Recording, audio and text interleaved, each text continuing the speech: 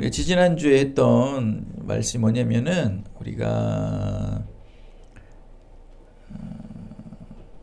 천국을 상속받고 하나님의 얼굴을 보게 되는 의인이 되었을 때 이 땅에 어떠한 실천의 삶을 할 수 있는가. 그래서 6가지 자비로운 행위를 하게 된다면서 이제 35절, 36절 말씀을 쭉 합니다.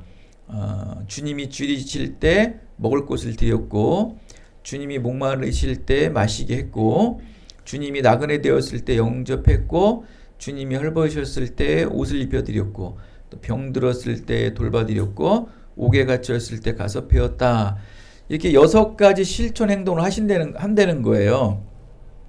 이게 누가 할 일이냐? 바로 천국을 상속받고 하나님의 얼굴을 보게 되는 의인의 삶 속에, 우리가 일상의 삶 속에 하는 6가지 자비로운 행위다 하면서 우리가 지지난주에 이거를 말씀을 나눴습니다.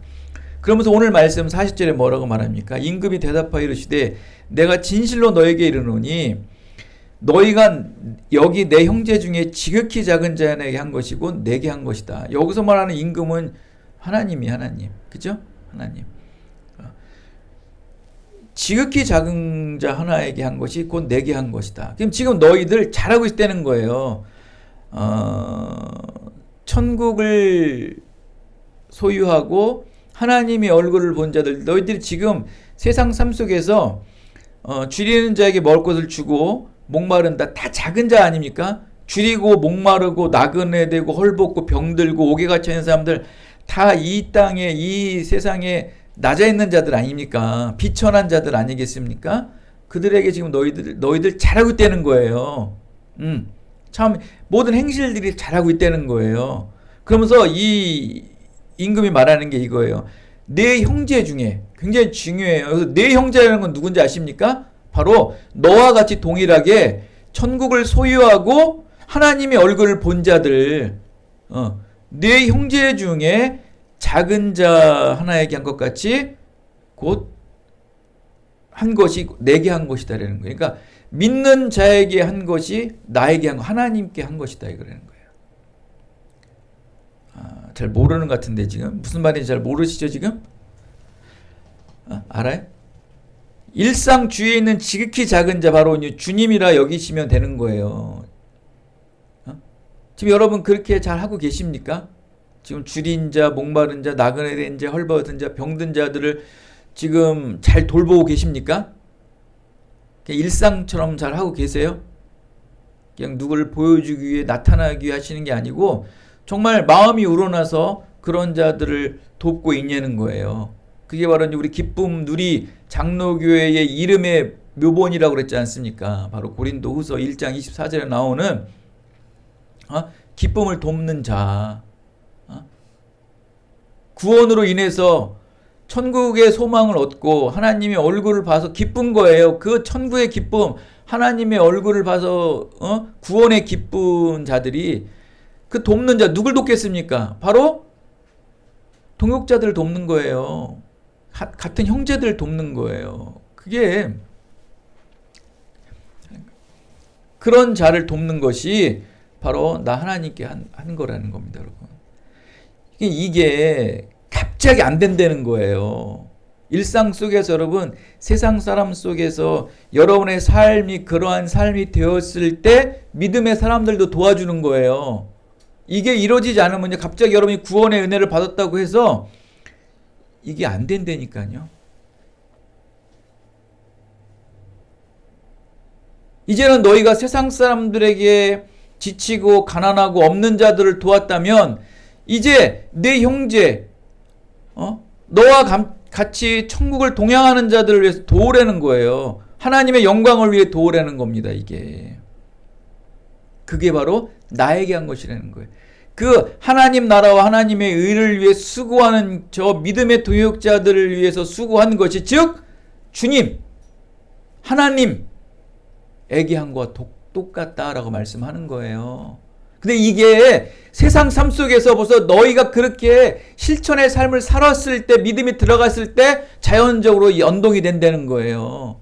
갑자기 안 된다는 거예요. 그래서 굉장히 이질감 있는 게 뭐냐면 세상에서 그냥 자기 마음대로 살다가 은혜를 받아서 선하고 이로운 행동을 할 때 그게 돼요, 안 돼요? 안 되는 거예요. 교회에서는 막 봉사 나간다, 뭐 헌신한다, 뭐 섬기러 간다, 선교한다, 나가는데 자기는 평소에 갑자기 구원의 은혜라는 건 갑자기 받는 거 아니겠습니까? 그러다 교회 나오는데 그런 막 선한 행실들을 하는데 못 따라가는 거예요. 왜? 평소에 그러한 헌신과 섬김과 봉사의 삶을 안 살아보니까 힘든 거란 말이죠.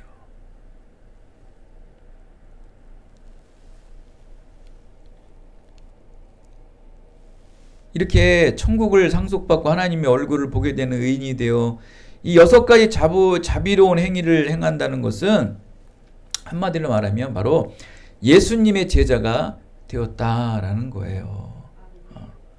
실천의 삶을 산다. 구체적인 여기서 말하는 명사를 보면 안 되고 항상 이러한 것들은 동사를 봐야 돼요. 무엇을 했다? 그냥 가난한 사람들을 위해서 도왔다. 그죠? 도왔다. 행했다. 실천했다. 이 동사가 굉장히 중요한 거거든요, 여러분. 예수님의 제자가 됐다는 것은 어떠한 대상보다는 하여간 무엇인가 믿음으로 선하고 의로운 자비로운 행함을 실천했다라는 데 이게 방점이 있는 거거든요. 이것이 바로 천국을 소유한 자이고 하나님의 얼굴을 본 자의 올바른 행실이다. 예수님의 제자의 삶은 이렇게 십자가를 지고 좁고 협착한 고난을 동반하기에 서로 돌보고 돕는 기쁨으로 섬김이 있어요. 서로 다 힘들어요.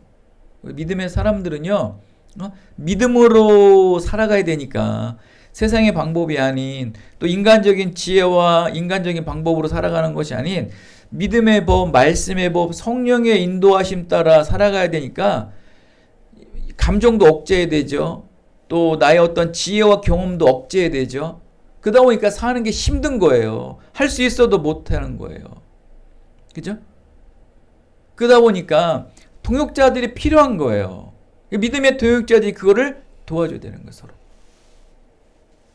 할 수 있지만 안 하는 거예요. 못하는 게 아니고 안 하는 거예요. 왜? 믿음이, 성령이, 말씀이 그것을 제어하니까. 그 다음에 어떻게 해야 돼? 그러니까 믿음의 동역자들이 기쁨을 위해 돕는 거예요. 기쁨이라는 것은 천국 소망과 구원의 기쁨을 위해 그걸 누리는 자들이 돕는 거예요. 기쁨을 돕는 자, 구원을 돕는 자, 천국의 소망을 돕는 자. 여러분들이 그런 사람이 돼야 되고 또 그러한 사람들이 우리 기쁜 의리 장로교회에 모여들어서 가야 되는 거예요. 이게 교회가 돼야 되는 거죠. 이게 구원의 삶이 돼야 된다는 거예요. 이들이 베푼 이 6가지 자비로운 행위를 주님께서 직접 베푼 선행으로 인식하실 것입니다. 그들의 섬김은 결국 주님께 예배드렸던 것이고 주님은 그들의 예배를 합당하게 받으셨다. 이들이 기쁨을 돕는 것은 바로 예배하는 거예요. 그러니까 가난한 자, 지친 자, 외로운 자, 소외된 자들을 우리가 돕잖아요. 구원을 위해 힘쓰는 자들이 지쳐있는 거야. 개척교회 목사들이 지쳐있고 시골교회 어떤 교회들이 무너져 있고 이런 교회들을 뭐 하는 거예요? 돕는 거예요. 근데 어떻게 도와야 돼요? 예배드리듯 도와야 되는 거예요. 이게 주님께 하는 거예요. 우리가 어떻게 이 사람들 주님과 같이 보고 하겠어? 이거 안 되는 거니까 우리는 뭐에 훈련이 되는 사람들이에요? 예배에 훈련이 되어 있는 사람들이니까 예배 드리듯 그들을 돕는 거예요. 그것이 바로 주님께 한 것이다. 그러면 주님께서는 그거를 합당하게 받는다는 거예요. 왜? 하나님께서 우리의 중심과 마음으로 드려지는 예배를 받잖아요. 예배를 하나님께서 우리의 예배를 받듯이 그 사람을 그 하나님의 사역을 위해 하나님 나라와 영광을 위해 힘쓰다 지치고 낭망한 사람들을 우리가 기쁨으로 돕는다면 그것이 바로 예배하는 거예요. 예배. 그럼 하나님께서 그거를 우리의 선행을 받는다는 거예요. 그것이 바로 이 6가지 자비로운 행실이라는 거예요. 그것이 천국을 소유한 자의 행실이고 바로 하나님의 얼굴을 본 예수님의 참된 제자들의 행실이다라는 거예요.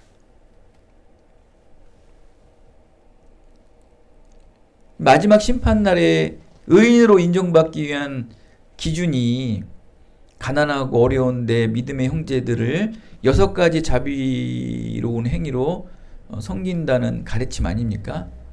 야, 우리는 외형적으로는 모르잖아요. 교회에서 뭐 장로님, 뭐 목사님, 아니면 뭐 집사님, 권사님들이 선한 행동을 한다고 그 사람이 천국을 소유했고 하나님의 얼굴을 본 예수님의 제자인 거를 겉으로는 뭐 이렇게 볼 수 있겠죠. 이렇게 그런 저런 거구나라고 보지만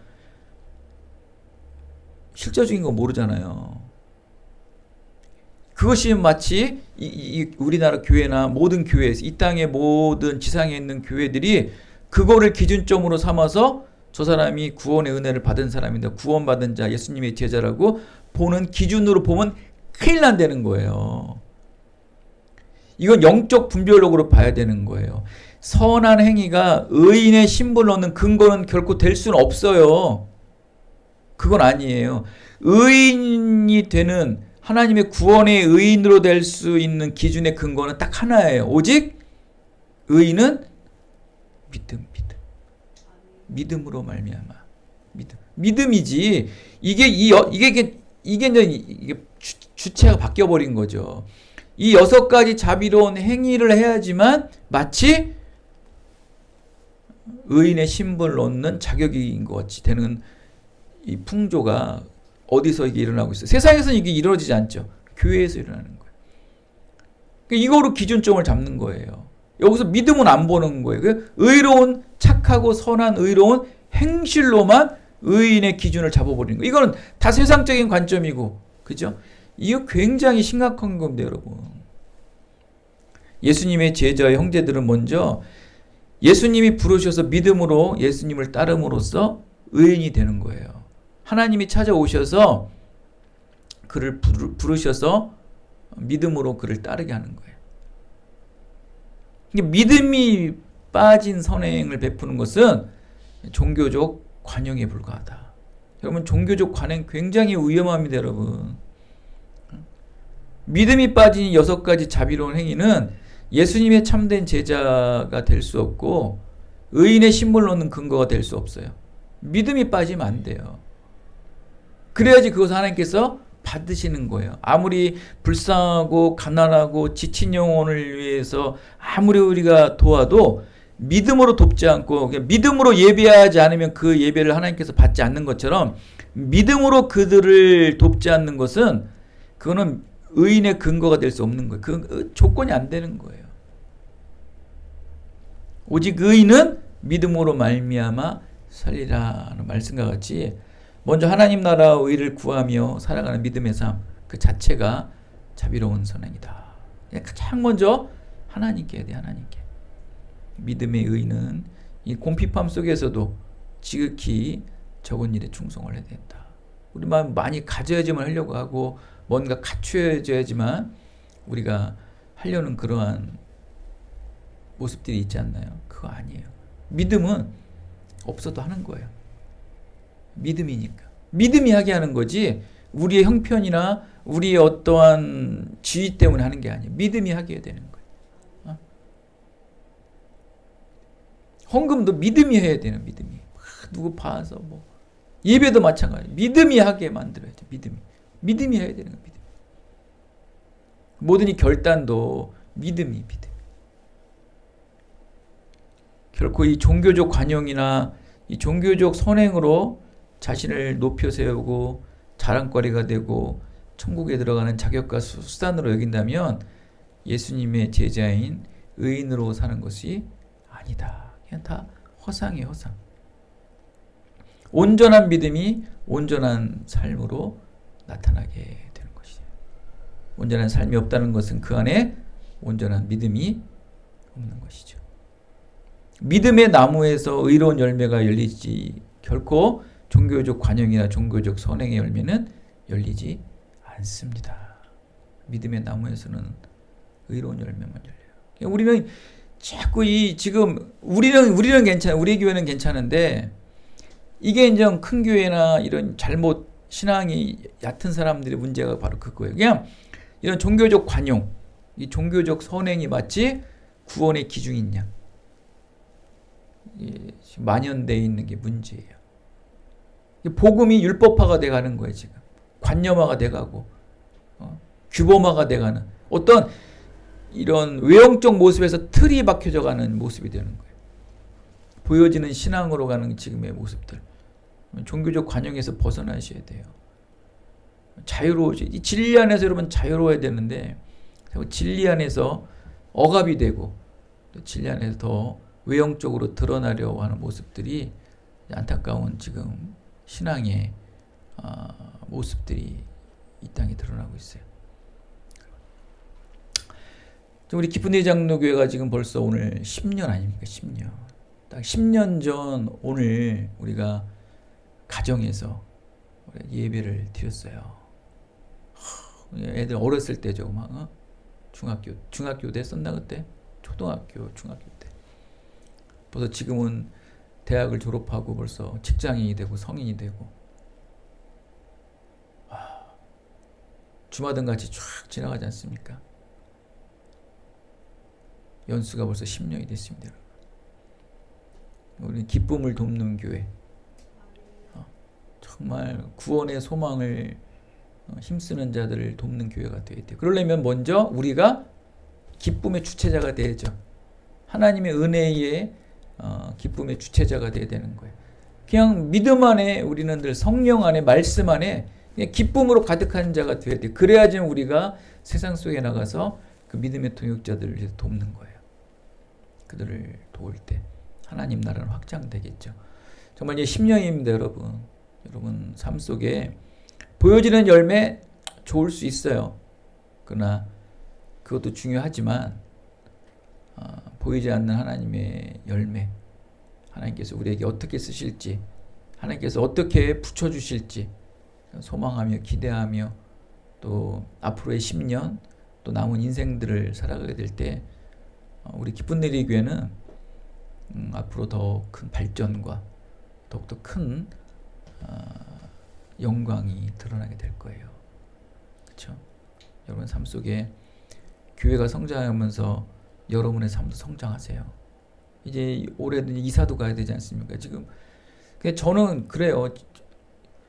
그 들어가는 집이 한 5억 중반은 뜰 것 같아요. 그냥 제 생각에 그렇게 날 수밖에 없어요. 거기는. 그러면 돈이 남는 거예요. 들어가고 돈이 남는다고요. 그럼 뭐 해야 돼요? 한번 여러분 물어볼게요. 그럼 남아요, 돈이. 그럼 뭐 해야 돼요? 그렇죠.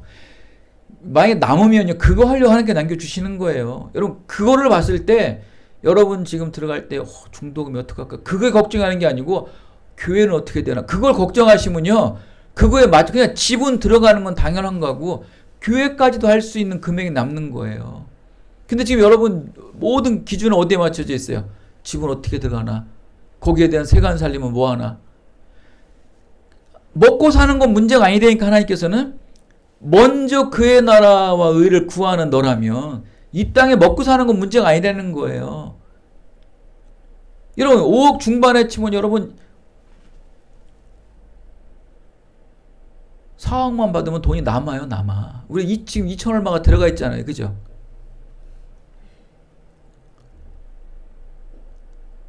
그럼 몇 천이 남는 거예요, 여러분. 그 생각을 안 해보셨어요? 그게 바로 믿음의 생각이에요. 그게 믿음의 비전이에요.